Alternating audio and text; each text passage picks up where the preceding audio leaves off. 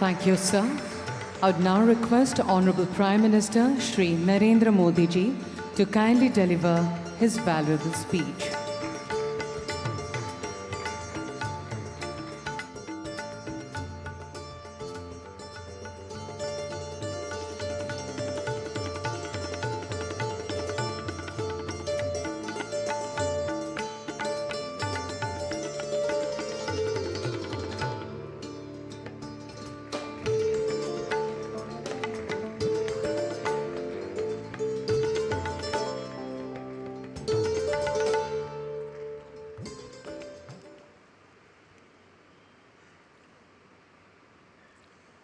असम के गवर्नर श्री लक्ष्मण प्रसाद आचार्य जी, ऊर्जावान मुख्यमंत्री हेमंता बिश्व शर्मा जी, इंडस्ट्री लीडर्स, अन्य महानुभाव, देवी और सज्जनों, पूर्वी भारत और नॉर्थ ईस्ट की भूमि आज एक नए भविष्य की शुरुआत करने जा रही है। एडवांटेज आसाम पूरी दुनिया को असम के पोटेंशियल और प्रोग्रेस से जोड़ने का एक महाअभियान है। इतिहास गवाह है कि पहले भी भारत की प्रॉस्पेरिटी में ईस्टर्न इंडिया का बहुत बड़ा रोल हुआ करता था। आज जब भारत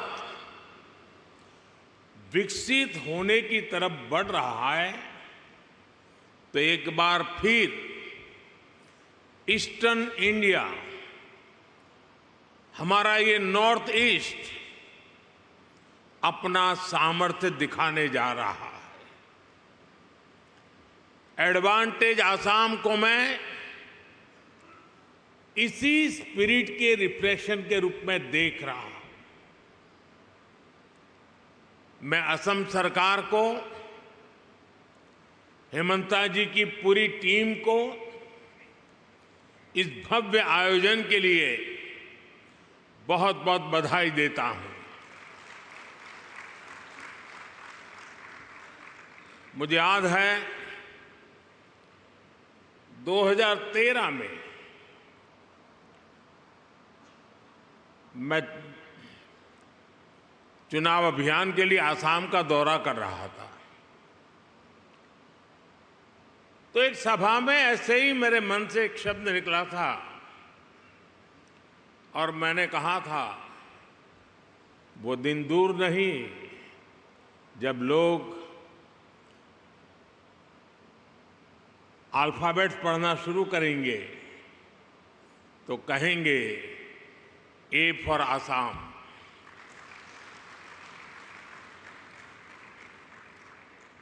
साथियों, आज हम सभी वैश्विक परिस्थितियों को बहुत बारीकी से देख रहे हैं, समझ रहे हैं। ये ग्लोबल अनसर्टेनिटी के बीच भी दुनिया के तमाम एक्सपर्ट्स उनके भीतर एक बात को लेकर सर्टेनिटी है और वो सर्टेनिटी है भारत के तेज ग्रोथ को लेकर। भारत पर इस भरोसे का बहुत ठोस कारण है। आज का भारत आने वाले 25 साल की इस 21वीं शताब्दी के लॉन्ग टर्म विजन को ध्यान में रखते हुए एक के बाद एक कदम उठा रहा है। व्यापक स्तर पर काम कर रहा है। आज दुनिया का भरोसा भारत की युवा आबादी पर है, जो बहुत तेजी से स्किल्ड हो रही है, इनोवेट कर रही है। आज दुनिया का भरोसा भारत के उस नियो मिडिल क्लास पर है, जो गरीबी से निकलकर नई एस्पिरेशन के साथ आगे बढ़ रहा है। आज दुनिया का भरोसा भारत की उस 140 करोड़ जनता पर है, जो पॉलिटिकल स्टेबिलिटी और पॉलिसी कंटिन्यूटी को सपोर्ट कर रही है। आज दुनिया का भरोसा भारत की उस गवर्नेंस पर है, जो लगातार रिफॉर्म कर रही है। आज भारत अपनी लोकल सप्लाई चेन को मजबूत कर रहा है। आज भारत दुनिया के अलग अलग रीजन्स के साथ फ्री ट्रेड एग्रीमेंट्स कर रहा है। ईस्ट एशिया के साथ हमारी कनेक्टिविटी लगातार सशक्त हो रही है और नया बन रहा India middle east Europe economic corridor भी अनेक नई संभावनाएं लेकर आ रहा है। साथियों, भारत पर मजबूत होते ग्लोबल ट्रस्ट के बीच आज हम सभी यहां असम में जुटे हैं, मां कामाख्या की धरती पर जुटे हैं। भारत की ग्रोथ में असम का कंट्रीब्यूशन लगातार बढ़ता जा रहा है। 2018 में एडवांटेज असम समिट का पहला एडिशन आयोजित हुआ था। तब असम की इकोनॉमी 3.25 लाख करोड़ रुपए की थी। आज असम करीब 6 लाख करोड़ रुपए की इकोनॉमी वाला राज्य बन गया है। यानी भाजपा सरकार में सिर्फ 6 सालों में असम की इकोनॉमी की वैल्यू डबल हो गई है। ये डबल इंजन की सरकार का डबल इफेक्ट है। असम में हुए ढेर सारे इन्वेस्टमेंट ने, आप सभी ने असम को अनलिमिटेड पॉसिबिलिटीज का राज्य बना दिया है। असम सरकार यहां एजुकेशन, स्किल, अन्य कई प्रकार के डेवलपमेंट और साथ साथ बेहतर इन्वेस्टमेंट एनवायरनमेंट पर फोकस कर रही है। बीते सालों में भाजपा सरकार ने यहां कनेक्टिविटी से जुड़े इंफ्रास्ट्रक्चर पर बहुत काम किया है। मैं आपको एक उदाहरण देता हूं। साल 2014 से पहले ब्रह्मपुत्र नदी पर बस 3 पुल थे, यानी 70 सालों में सिर्फ 3 ब्रिज। लेकिन बीते 10 सालों में हमने 4 नए ब्रिज बनाए हैं। हमने इनमें से एक ब्रिज का नाम भारत रत्न भूपेन हजारिका जी के नाम पर रखा है। असम को 2009 से 2014 के बीच रेल बजट में औसतन 2100 करोड़ रुपए मिले थे। हमारी सरकार ने असम के रेलवे बजट को 4 गुना से ज्यादा बढ़ाकर 10,000 करोड़ रुपए तक पहुंचा दिया। असम के 60 से ज्यादा रेलवे स्टेशन को भी मॉडर्नाइज किया जा रहा है।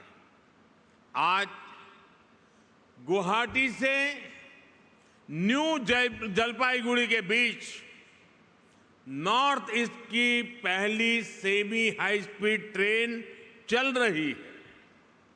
साथियों, असम की एयर कनेक्टिविटी का तेज गति से विस्तार हो रहा है। 2014 तक यहां सिर्फ 7 रूट्स पर फ्लाइट्स ऑपरेट होती थी। अब करीब करीब 30 रूट्स पर फ्लाइट्स चलने लगी है। इससे लोकल इकोनॉमी को भी बहुत बड़ा बूस्ट मिला है।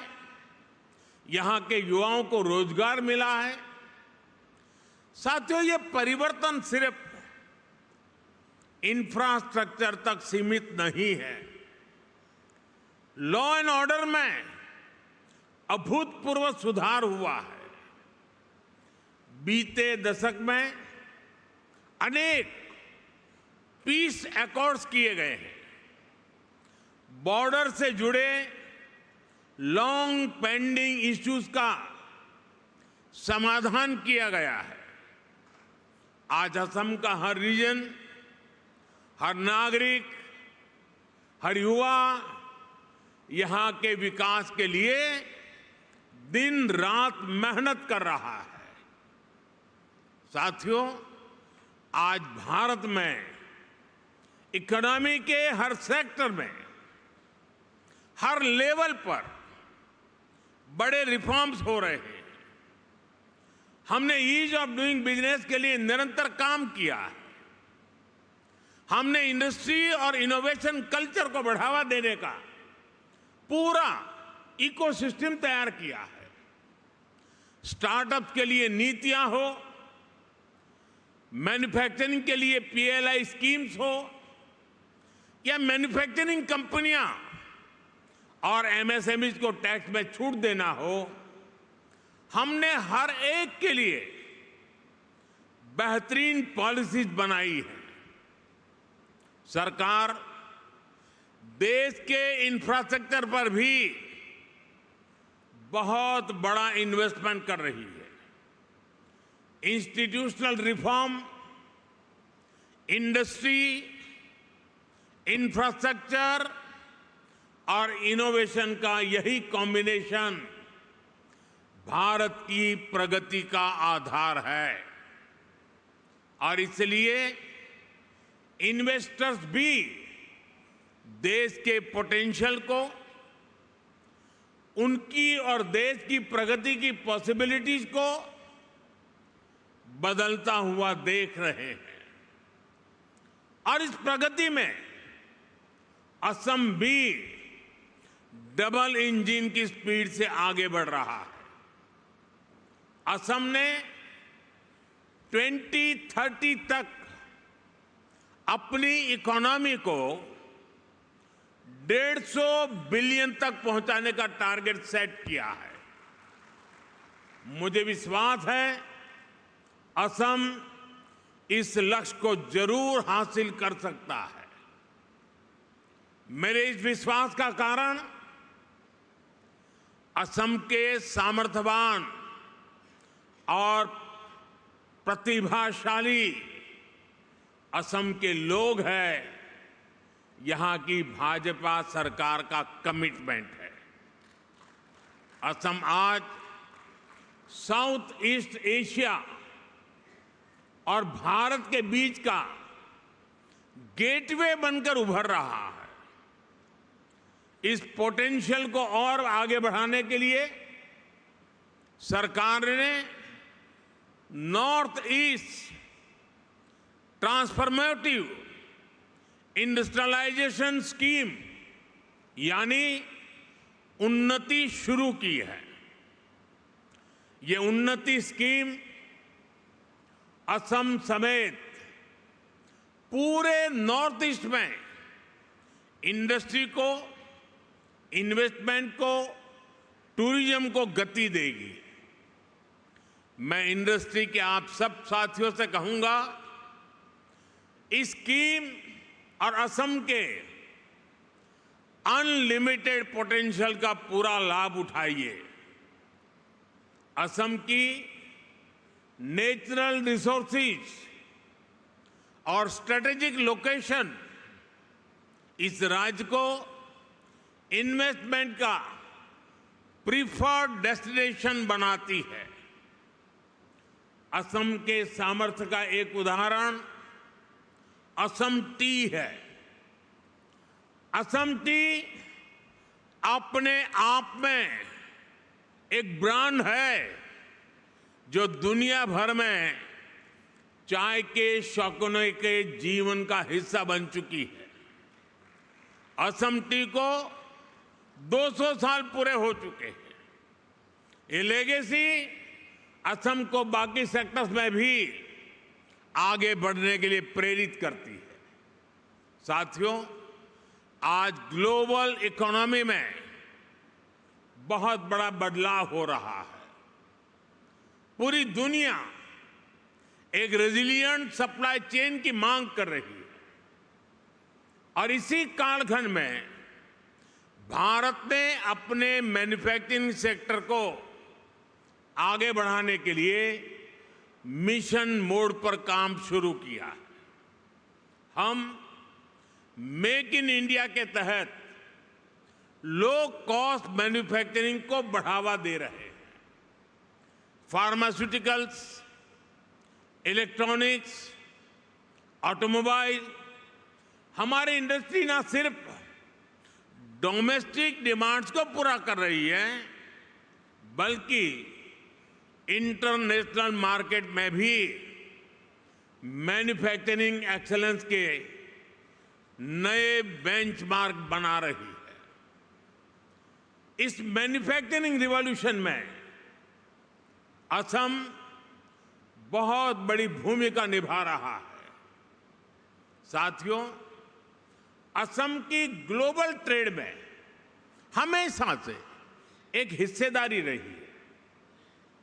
आज पूरे भारत के ऑन शोर नेचुरल गैस प्रोडक्शन का 50% से ज्यादा शेयर असम के पास है। बीते कुछ सालों में यहां की रिफाइनरीज की कैपेसिटी में बहुत बड़ी वृद्धि की गई है। इलेक्ट्रॉनिक्स, सेमीकंडक्टर्स और ग्रीन एनर्जी जैसे इमर्जिंग सेक्टर में भी असम तेजी से उभर रहा है। सरकार की पॉलिसीज के कारण असम हाईटेक इंडस्ट्रीज के साथ साथ स्टार्टअप्स का भी हब बन रहा है। साथियों, अभी कुछ दिन पहले ही बजट में केंद्र सरकार ने नामरूप 4 प्लांट को भी मंजूरी दी है। आने वाले समय में ये urea production plant north east सहित पूरे देश की यूरिया की डिमांड को पूरा करेगा। वो दिन दूर नहीं जब असम पूर्वी भारत का एक बड़ा मैन्युफैक्चरिंग हब बनेगा और इसमें केंद्र सरकार हर तरह से राज्य की भाजपा सरकार को मदद कर रही है। साथियों, 21वीं सदी में दुनिया की प्रोग्रेस डिजिटल रिवॉल्यूशन, इनोवेशन और टेक्नोलॉजिकल प्रोग्रेस पर निर्भर है। इसके लिए हमारी तैयारी जितनी बेहतर होगी, दुनिया में हमारी ताकत भी उतनी ज्यादा होने वाली है। इसलिए हमारी सरकार 21वीं सदी की पॉलिसीज और स्ट्रेटेजीज के साथ तेज गति से आगे बढ़ रही है। हम सब जानते हैं कि इलेक्ट्रॉनिक्स और मोबाइल मैन्युफैक्चरिंग में बीते 10 साल में भारत ने कितनी बड़ी छलांग लगाई है। अब इसी सक्सेस स्टोरी को भारत सेमीकंडक्टर प्रोडक्शन में भी रिपीट करना चाहता है। मुझे गर्व है कि असम सेमीकंडक्टर मैन्युफैक्चरिंग में भी भारत के एक महत्वपूर्ण सेंटर के रूप में विकसित हो रहा है। कुछ महीने पहले असम के जागीरोड में Tata semiconductor assembly and test facility की शुरुआत हुई है। ये प्लांट आने वाले समय में पूरे नॉर्थ ईस्ट में टेक्नोलॉजिकल ग्रोथ को प्रमोट करने वाला है। साथियों, सेमीकंडक्टर सेक्टर में इनोवेशन के लिए हमने आईआईटी के साथ भी कोलैबोरेट किया है। इसके लिए देश में एक सेमीकंडक्टर रिसर्च सेंटर पर भी काम किया जा रहा है। इस दशक के अंत तक इलेक्ट्रॉनिक सेक्टर की वैल्यू $500 बिलियन तक पहुंचने वाली है। हमारी जो स्पीड और स्केल है उससे तय है कि भारत सेमीकंडक्टर प्रोडक्शन की एक बड़ी ताकत बनकर के उभरेगा। इससे लाखों लोगों को रोजगार मिलेगा और असम की इकोनॉमी को भी फायदा होगा। साथियों, बीते 10 सालों में भारत ने अपनी एनवायरमेंटल रिस्पॉन्सिबिलिटीज को समझते हुए भी नीतिगत निर्णय किए हैं। दुनिया हमारे रिन्यूएबल एनर्जी मिशन को एक मॉडल प्रैक्टिस मानकर इसे फॉलो कर रही है। देश ने बीते 10 वर्षों में सोलर, विंड और सस्टेनेबल एनर्जी रिसोर्स पर बहुत बड़ा इन्वेस्टमेंट किया है। इससे न सिर्फ हमारी इकोलॉजिकल कमिटमेंट पूरे हुए हैं, बल्कि देश की रिन्यूएबल एनर्जी प्रोडक्शन कैपेसिटी में भी कई गुना विस्तार कर पाया है। हमने 2030 तक देश की एनर्जी कैपेसिटी में 500 गीगावाट रिन्यूएबल एनर्जी कैपेसिटी में के एडिशन का लक्ष्य बनाया है। 2030 तक देश का annual green hydrogen production 5 million metric tonne हो, सरकार इसके लिए मिशन बनाकर काम कर रही है। देश में गैस इंफ्रास्ट्रक्चर बढ़ने के कारण डिमांड भी तेजी से बढ़ी है। गैस बेस्ड इकोनॉमी का पूरा सेक्टर तेजी से एक्सपांड हो रहा है। इस जर्नी में असम के पास बहुत बड़ा एडवांटेज है। सरकार ने आप सबके लिए बहुत सारे रास्ते बनाए हैं। पीएलआई स्कीम से लेकर ग्रीन इनिशिएटिव के लिए बनी सारी पॉलिसीज आपके हित में हैं। मैं चाहता हूं कि असम रिन्यूएबल एनर्जी सेक्टर में एक लीडर स्टेट बनकर के उभरे, और ये तभी हो पाएगा जब इंडस्ट्री के आप सभी लीडर्स यहां के पोटेंशियल को सही तरह से मैक्सिमाइज करने के लिए आगे आएंगे। साथियों, 2047 तक भारत को विकसित भारत बनाने में पूर्वी भारत की भूमिका बहुत बड़ी होने वाली है। आज पूर्वोत्तर और पूर्वी Bharat infrastructure, logistics, agriculture, tourism और इंडस्ट्री में तेज रफ्तार से आगे बढ़ रहा है। वो दिन दूर नहीं जब दुनिया भारत की डेवलपमेंट जर्नी में इस क्षेत्र को सबसे आगे बढ़ते हुए देखेगा। मुझे विश्वास है आप इस यात्रा में असम के साथी बनेंगे, साझीदार बनेंगे। आइए एक साथ मिलकर हम असम को एक ऐसा राज्य बनाएं जो पूरे ग्लोबल साउथ में भारत की कैपेबिलिटीज को नई ऊंचाइयों तक पहुंचाए। एक बार फिर आज की समिट के लिए आप सभी को मेरी ढेर सारी शुभकामनाएं। और जब मैं कह रहा हूं तो मैं आपको विश्वास दे रहा हूं, मैं आपके साथ हूं। विकसित भारत की जर्नी में आपके योगदान का पूरा समर्थक हूं। बहुत बहुत धन्यवाद।